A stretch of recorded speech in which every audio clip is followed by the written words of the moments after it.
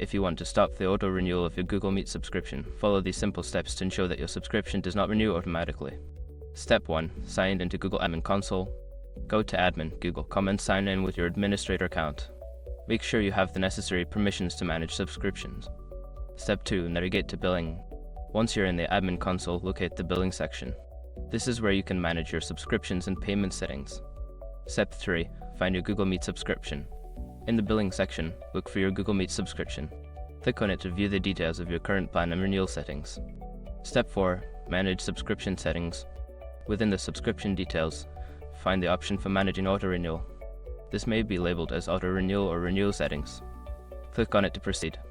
Step 5. Disable auto-renewal. Follow the prompts to turn off the auto-renewal feature. Confirm your choice when prompted to ensure that your subscription will not renew at the end of the billing cycle.